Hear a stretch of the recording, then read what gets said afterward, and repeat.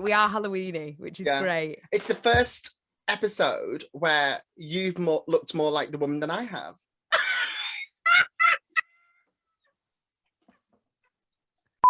I feel like I'm giving you Betty Davis as Queen Elizabeth I. Yeah. Oh, yeah, Betty Davis. I think that's what I'm getting. Racers, are you ready? It's time for the Brit Stop. Boo.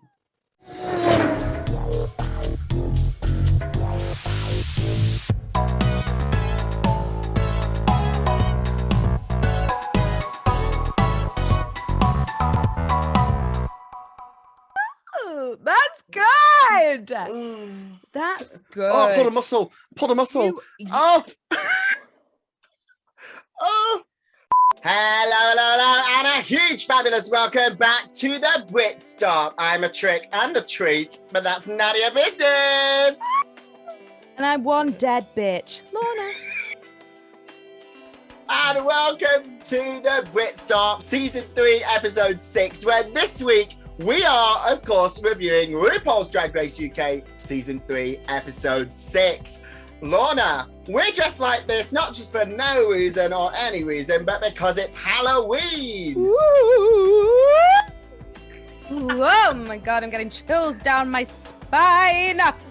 What a season to be alive. Is it your favourite holiday, Halloween? No, my birthday, which is also a national holiday. Illusion. Convince yourself. But today we're filming straight after the episode. It's Thursday the 28th of October and it is a national holiday. It's Julie Roberts' birthday. Ah! Now, those of you who know me know about my love for Julia Roberts. So happy birthday, Julia. 21 again. You still look incredible. You are the only woman I would ever turn straight for. The best smile in Hollywood, baby. Bar me. Illusion. By you? Hollywood Bowl. Sorry, I've just had my filter water delivered. Oh! He's not involved anymore, but he can't resist making an appearance in these past few weeks. Yeah, Lorna, are you a Halloween queen?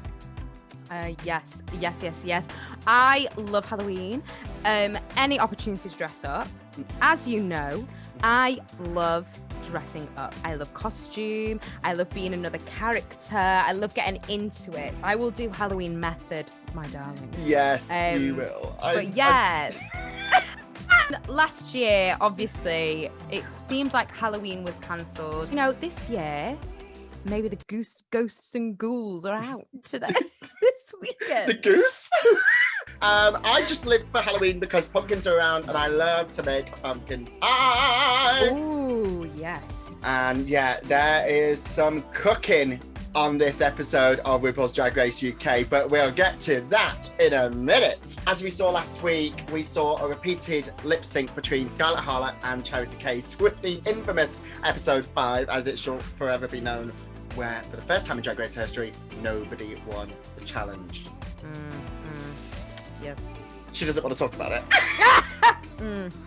It is a new day in the workroom. It is a new week, and tensions are still high.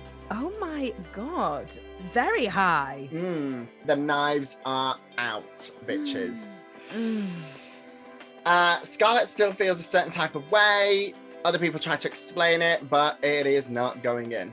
No, that's the main thing that I was getting, that Scarlett's still processing this. She's taking her time. She's a young queen, and let us be real. If you were stood on that stage and all your sisters said your name, and not only said your name but kind of gave a reason in front of RuPaul and Michelle and all the judges, of course you'd be cut deep. So I can understand why she can't let this go just yet, and I think it's just going to be give her a bit of time. Kitty is now the only queen without a badge. Left, yes. So going into this week, whatever it is, she needs that win. Is this a kind of a bit of a deja vu moment to one of her bestest sisters, Cheryl Hole, in season 1, who also went through the competition being such a big character, so funny and so beloved beloved, but without getting a badge. And it seems like Kitty's going the same way, and they're like bestest girlfriends, aren't they? So if it wasn't already awkward and tense enough, Ru walks into the workroom and announces that the mini challenge this week is the reading challenge, which is a staple, and it is well loved and a favourite of many Drag Race fans. However, going into this, Nadia, we're not at the best way to get some fun ribbing and not take things too personally, are we? Scarlett is rather delicate, to put it mildly. She's pissed. Yeah. She's pissed. She's teed off. You know. She's ready to go. Yeah, I mean, this is a challenge that we know every year is coming, and it is as much a staple of Drag Race and a solidifying moment, I would think, as any maxi challenge, really. Oh yeah, definitely. It's just as iconic, I'd say. These were not the best reads I've heard on the show, and this is including all seasons of the franchise. There were some funny ones. Yeah. Who was your favourite? I'd have to go with the consensus that Ru said. I thought Teresa was fantastic. I thought that she just had that rhythm and that confidence, and it was clear and it was cutting, but it had that kind of really nice, funny edge. And that is the trick, isn't it, to reading? She's got comedy chops. So I think Teresa was my favourite, closely followed by Kitty. I thought Kitty Scott Claus did a good job, and she did the classic of at the end turning to Ru to read him and then not doing. So that was quite fun. I didn't think Kitty was like second best. I thought Ella was actually really clever. Yeah. Scarlett was still pissed off. Okay, yeah, let's get into Scarlett. What did you think? I mean, she was at the Coconut Shy and hitting every single gal with full force. Like, oh yeah. Whoo. I didn't think they were particularly funny. I thought it came across a bit mean. I think the reads were actually, if you gave those reads to someone like Kitty, they would be hilarious. That's what I think. I think it goes down to her just like Scarlett having so much anger and just true, like really annoyed at them all, and it just showed. So yeah, she was just lining them up and just picking them off like, one by one. Delivers everything, as the mailman says to me every morning. Shit joke of the week. Maxi this week is the Snatch Game. Woohoo! Oh my god. Let's get to it. Let's get to who are these queens thinking of doing. So this is very important, me saying that, because as the queens were sort of like getting all their outfits together, they're discussing it with each other who they're going to be. Ru comes and asks one by one for the queens to come to him, as per, and to talk to him about who they're going to be. Yeah. And there was a lot of sort of changing of minds, wasn't there, Nadia? So, I mean, first of all, the ones who didn't go to the table, we saw them discussing it in the workrooms. So Vanity is doing Jocelyn G. Essen's character, Miss Kingston. Crystal Versace is doing Charity Shop Sue. So very excited to see both of these. But yes, let's go to the table. First up, we had Theresa May. Yeah, yes. And she's doing Margarita Pracatan, who apparently is a Spanish singer. Yes, I mean, I didn't know who this was. I must admit, I didn't. But I was so excited coming into this week for Teresa and whatever performance she will do, because we know that she is a comedy queen. So I thought whoever she's going to do, and if I don't know them, she's going to make me know who this is, yes, and make everyone know who this is. I feel it's going to be iconic Snatch Game performance. However, Ru did sort of question it and challenge Teresa a little bit and said to her that because you're so funny and natural, you could do any character and make it really funny and give that sort of Spanish flair to it. And she challenged Teresa to do some Cher impressions. Oh, I'm Chad. Questionable. I'm glad, spoiler alert, that she didn't do Cher. I am actually. Yeah, moving on. Ella Vidae comes to the table and she's brought with her a crystal ball, a lump bob. Oh, She's going to do Mystic Meg. Oh, straight away, I was thinking, oh my gosh, don't do it. We have seen so many performances of sort of a Mystic Meg sort of character that has just sort of fallen flat. Like this sort of medium or this sort of character, the queens love doing them, but they just don't tend to work, do they, Nadia? So she's now doing Nigella Lawson.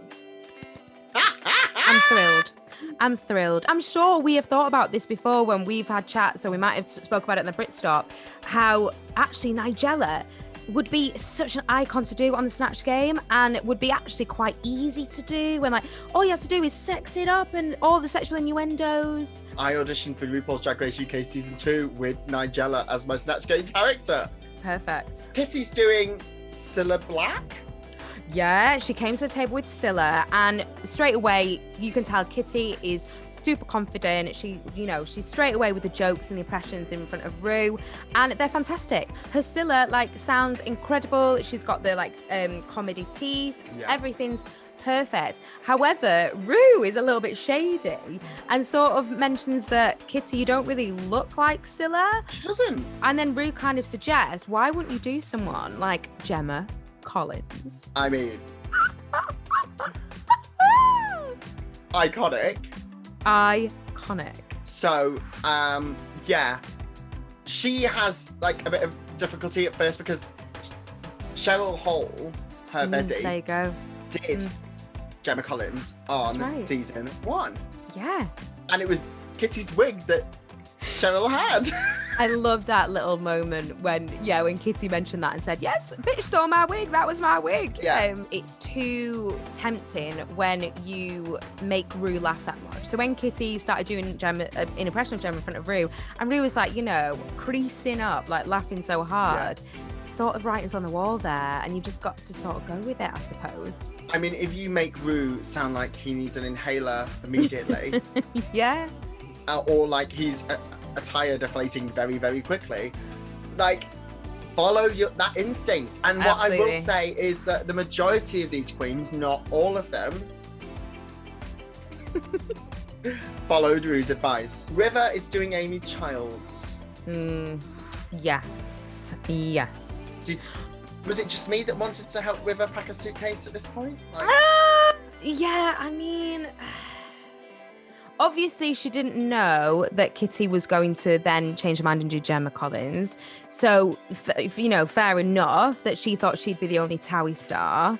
And Gemma is just going to outshine any sort of Towie impression, I'd say. Gemma Collins and Amy Childs were on the first season of Towie together. However, Gemma's still going. Nobody's heard from Amy in decades. I think that's it. I think it's Scarlett Harlot came up, and her idea, I can't remember what her first idea was now, because it was Danny Dyer. Oh, Danny Dyer! Right, so Scarlett Harlot comes up and suggests that she's going to do Danny Dyer. And Ru's sort of up for it, sort of umming and ahhing. But then, obviously, it comes to light. Staring in front of you is Macaulay Culkin. Duh! So Scarlett kind of mentions this and says, I get this all the time. Yeah. Ru's absolutely on his knees, wetting himself, going, you've got to do this. Please do it for me now. Yeah. And Scarlett does an impression, the classic, Home Alone. And it is so perfect and so spitting image that Ru just loses his mind. Yeah, it was so good. Really excited. Should we get into it? So we're going into Snatch Game. There's no time to breathe because we are given two of the best Snatch Game contestants ever. In Judy Love, who's currently on Strictly. Amazing. And Nadine Coyle. I tried to do my best northern accent, but it didn't work. Nadine Coyle. What's that advert for Think Fast? She is iconic. I mean- I wet myself for that video that keeps going around now and again of when she was doing, was it Pop Stars Rivals or Pop Stars? Oh, or yeah, that one, yes. the yes. one where they found, the TV producers found out that she was like underage. And then they had to go and get a passport to prove it, and she couldn't find it. And it's in the hotel room. Guys, if you haven't seen it, YouTube this clip because my it God. is so iconic. Jane Coyle, I'm from Larkill and Derry. Date of birth 15th of the 6th, 85. Making me a Gemini. And what date of birth did I say now? 15th of the 6th. Well, the Hilarious. I actually thought you were talking about the one where a few years later, you know, when she's famous, she's on Sunday Kitchen on Channel 4, and she's like, they're talking about baking, and she's like, I like to bake with flour. I enjoy cooking bacon and stop working with flour.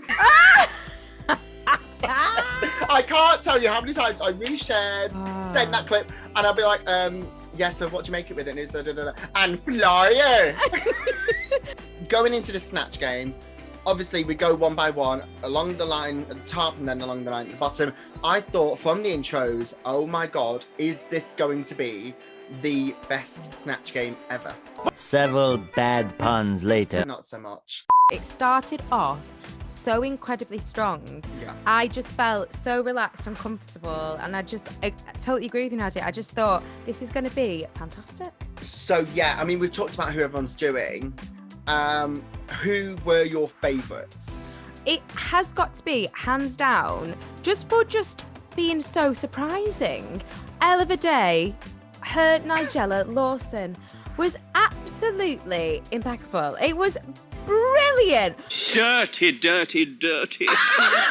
Not only did she look like Nigella, she had the beautiful black luscious wig, she had the big boobs, ample bosom, she had that dress, she looked sexy, it was like wraparound, but she made it drag, and she just got the isms and schisms of Nigella, and she, every time she wrote a card, she got better and better because she was writing alliterations and she was wordplay, and she just kept coming back to Ru, and it was so confident, so calm, and just Nigella. And I thought, Elle of a Day! It was Smashed it. so smart.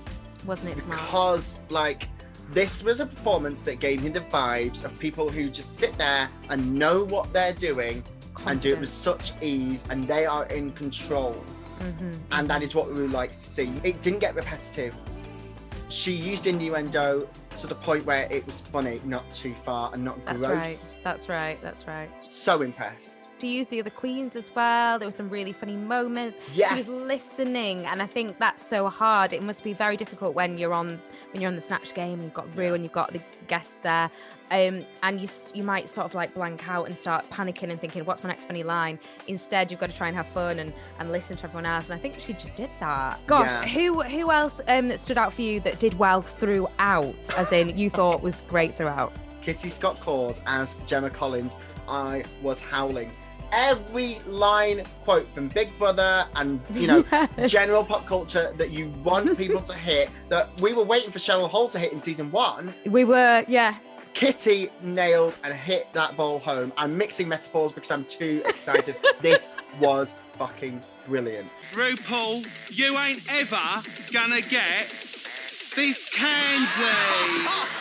Sorry. Another queen that just does it with such control, such confidence. She knew what she was doing. She knows she's funny, and she knows the references. But not only does she just know the references of Gemma, she can work outside of that, and like, you know, so she's not just quoting things. I feel like I agreed with the judges' critiques later that a couple of them kind of relied too much on comedy characters and kind of felt a little bit kind of enclosed in that. So we saw Crystal struggle a little bit. I feel like Crystal did really push herself. She sort of had the energy of Charity Shop Sue, but she just didn't really have the back and forth with Ru. She couldn't make it as funny, could she? Did she have the energy though? Oh, did you not think? Charity Shop Sue is such an iconic character because of the flow of it. Because I don't think there's a moment where Sue stops talking. That's true. And it was a little bit hesitant for me. There were some really good points made in judges' critiques later about using somebody else's comedy character, so you're that step removed. That's right. And it just doesn't work. Vanity. Similar. It was somebody else's character. Again, and the thing is, I was enjoying Vanity's character. I thought it was really quite fun, but then I think a similar thing happened for me in that I started to get a little bit bored as the other queens kind of like elevated, even to the point of where I was absolutely howling at Scarlett Harlot's Macaulay Culkin, even though it was kind of repetitive. I just found it so hilarious, and I'm afraid Vanity just got a little bit fade into the background slightly. I think what it was that Vanity became the straight man. That's right. For the next character's line. And unfortunately, completely. In Snatch Game, you have to be the comedian. You can't be the straight man. What did you think of Teresa? Because this was an interesting one. Started off really strong, had Rue laughing a lot. It's the same kind of bonkers energy that Jessica Wilde had in season 2 as RuPaul. Like, yes. Nothing's kind of making sense. Yana Sophia, season 3, Amy Winehouse, nothing's kind of making sense. And it's not necessarily the truest portrayal to the character, but it's still funny. However, as time went on, it just didn't continue working. When you've got these funny queens like Ella, like Kitty, you're like, oh my God, go to them next. I want to hear what they have to say because it's so good. Yeah. I forgot Teresa was there. Yeah. Which was mad because her costume was just so beautiful and huge and she just looked incredible. Yeah. I was slightly disappointed in the end. Yeah. All in all, I did think that once again, UK drag queens brought it to Snatch Game. I want to give them all credit because even though there were some better than others, and that's always going to be the case, I did think that it was decent and they all made such a fine effort. And I don't think there was many moments of the rattlesnake thing. I don't know. I thought they did really well. We've actually forgotten to mention somebody who didn't do so well. River Medway. Oh, there you go. That doesn't that say it all? Yeah. Doesn't that say all that I was just there like, done? We've done everyone. Oh my goodness. Okay, yes. River. Sorry, River. It was not good, and we knew it wouldn't be going in. Yeah. She could have surprised us, but I didn't think it was going to happen. She's not necessarily a funny queen. Maybe if she's creating her own character, but... By the way, you know that meme of somebody put, like, Kylie Jenner painting the clown face on? No, I've not seen that.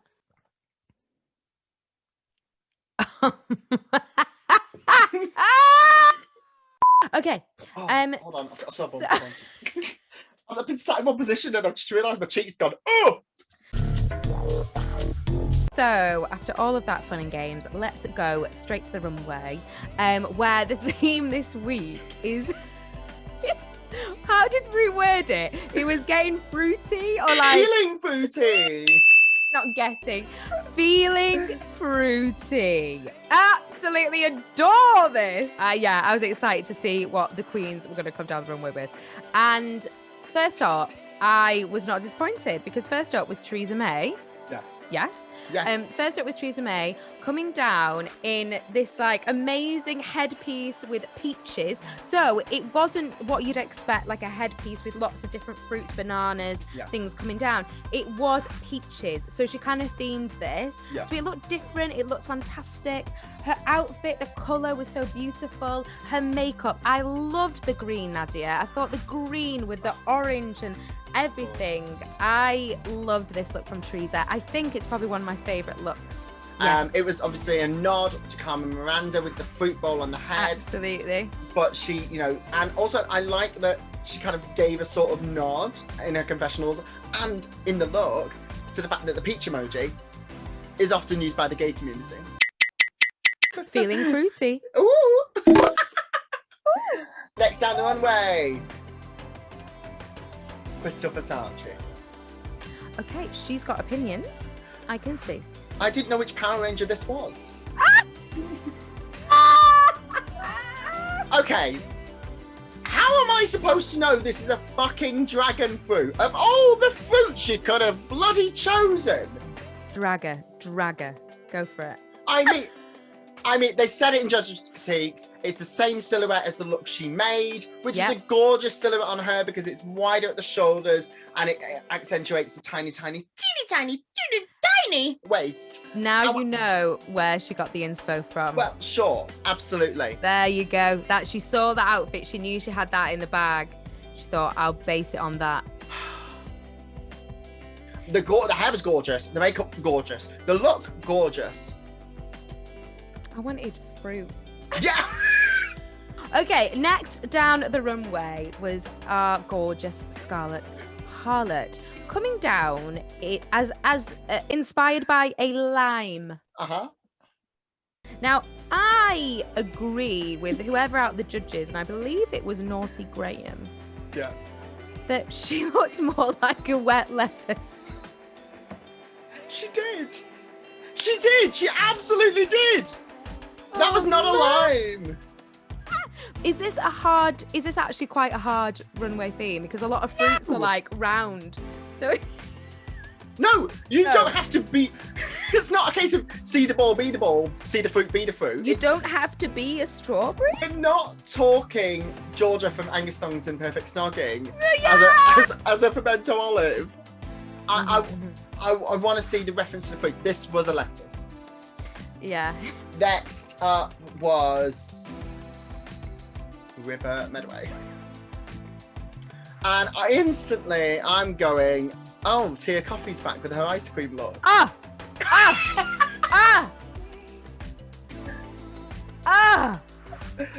Yes. Right? I was just thinking that. And as soon as she came down, I was literally yelling, turn around and walk back. How dare she come down this runway like Tia Coffee did with a brown bag on? Makeup, hair, gorgeous. The top half, gorgeous. It's in the rainbow colours and it's different fruits. Love it. But that was not a bowl. It was Lulu. Our special guest judge this week, Lulu. Yes. I mean, iconic. Who said, it's not a bowl, it's not a basket. It was a brown paper bag. It was a brown paper bag. This could have been a gown and take it that extra mile. Make it a gown, do it like the fruit's going all the way up. I think that would have been lovely. Oh, gotcha. I mean, she could have done anything to make this better, Nadia. Yeah, take it off. Next on the runway is our Ella Vaday. Oh, what an Ella Vaday. She's having an hell of a day in a good way. Wowie, blonde bombshell. We've gone from a brunette bombshell Nigella sex kitten to this blonde bombshell Marilyn Monroe style pink gown. Yeah. Hey, okay, stop the filming. Stop it all for one moment. And can I just appreciate Ella Vaday's drag? She is coming down in gowns. Yeah. Okay. And where are all the other gowns? Okay. We are not getting them in this season. And I miss them. And Ella's bringing them. And doesn't she look stunning, Nadia? Gorgeous. She's a watermelon. Absolutely gorgeous. Now, I don't normally like watermelon. I know it's an unpopular opinion. A lot of people like it. I'm not a fan. This pink is absolutely gorgeous on her. It's not right in your face that it's a watermelon. Well, it's not red, is it? I think that's the difference. But I liked it in pink. Yeah, I loved it. I think the shawl that then becomes the train was really smart. I thought it was great, and it just rounded off her incredible week that she had. Next up, Vanity Milan. Now, I love this. This is fab.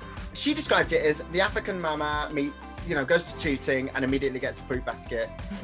I loved it. This kind of, it was like an orangey colour. It was really orangey, and she had, these big sleeves. So the proportions were really fun and different, and it just looked incredible on her skin tone. Yeah. And the makeup, as we've kept saying every week, is just gorgeous, getting better and better. I think this was the best she's looked on the runway stroke ever this season. She looked beautiful. Last but certainly not least is Kitty's Got Claws. Now, this was interesting, and I'm very intrigued to know what your opinion is.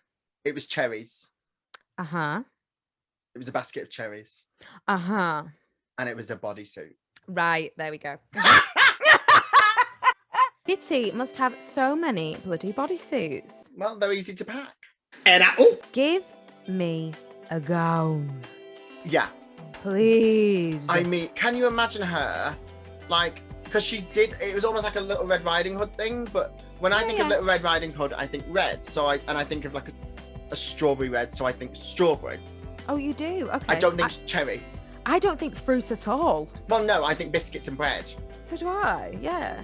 But, yeah, so bodysuit, she's got the vines going up, she's got some little cherry things on her, you know.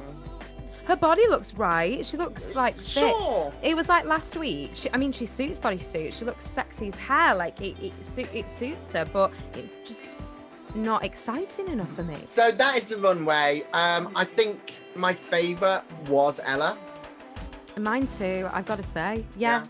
Like, we're hungry for gowns. We are. I think Ella and Teresa for me, but I think Ella picked it. After judges' critiques, after Untucked, we're back to the runway for the decisions. And first off, Scarlett is announced as safe. Ella Vidae is announced as the winner of the Snatch Game and the runway. Incredible. I couldn't agree more. It is a very important episode to win, and something that even if you don't win RuPaul's Drag Race, you will go down in history as a winner of Snatch Game. Kitty is announced as safe, which leaves what is quite obviously the bottom four queens on the runway. Mm-hmm. There is Theresa May, Crystal Versace, River Medway, and Vanity Milan. Mm-hmm. Now, who would you personally have placed in the bottom two for this episode and this runway?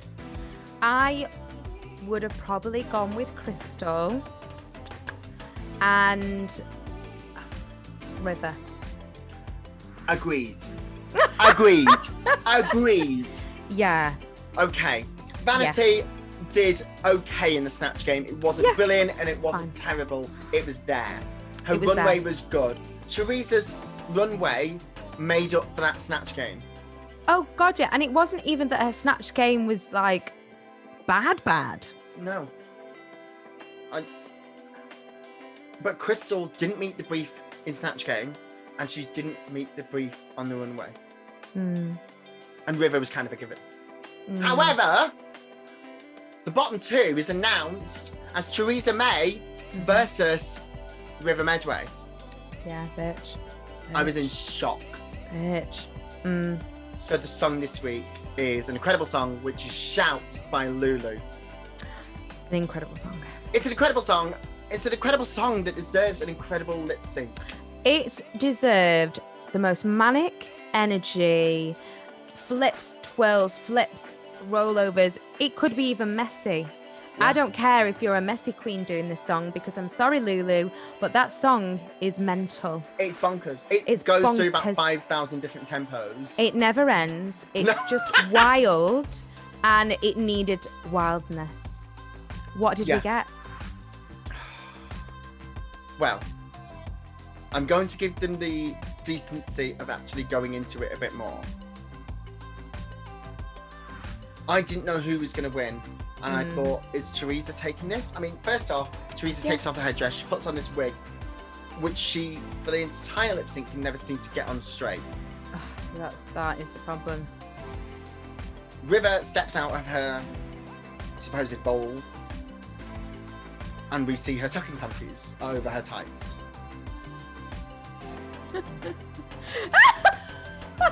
I'm trying to find the words to describe what this lip sync was. Yeah. I mean, it wasn't good.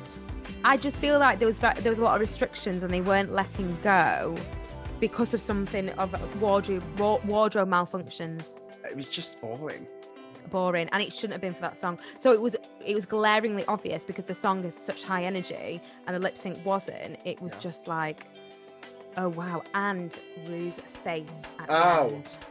Oh. I mean, I'm thinking she's not happy.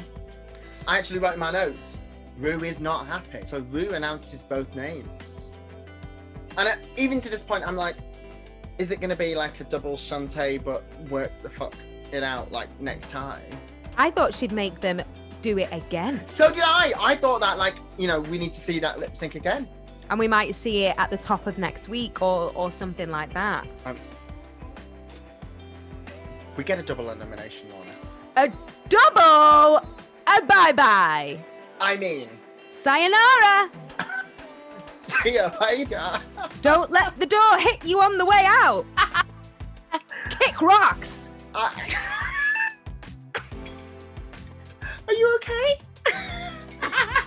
I am dead and cold inside because I lived for this, because I was like, this is what we want to see.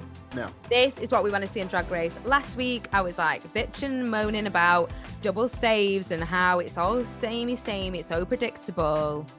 You could argue this was a little bit predictable. However, we don't get many double eliminations. No. And every time it happens, I live. I do feel very upset more for Teresa. Yeah. Not that she lip synced River by no stretch, but just because I didn't think she deserved to be the bottom anyway. I completely agree. I think had Crystal been in the bottom two, she would have given us a performance. We would have seen one queen go home. Oh, that's true. Yeah. That's very true. Yeah. Bitch, we are down to 5. Fine. Now we're at the bare bones. I mean, it's only episode 6 and we're down to the final 5. Like, what? Good. What? Quick. Get it. Snip it, cut it. Let's mean- go. I thoroughly enjoyed this episode. Snatch Game is always a highlight in the season, but this with the double elimination at the end, and it was just wonderful, wasn't it? just evil and diabolical, just ready for Halloween. Lorna, that's this week's episode. All done. Loved it. Gagged, gooped, collared. Yeah. All the emotions. Oh my God, racers, you have to tune in to the next episode of RuPaul's Drag Race UK. Tomorrow, episode 7, with 5 queens left, racing to that crown and scepter and made out of RuPeter badges. Who knows what these queens will get, but someone will be crowned very, very soon. Next Wednesday, come and visit us right here on our YouTube channel, where I will be reviewing the episode with a very special guest yet to be announced. Who knows? It might just be me talking to myself. Don't forget, you can follow us on Facebook, Twitter, and Instagram at The Brit Stop Show. And right here on our YouTube channel, do not forget to like, subscribe, and comment who you want to see take that crown. For me, it's goodbye. It's goodbye from me. Goodbye and happy Halloween, fuckers! Boo.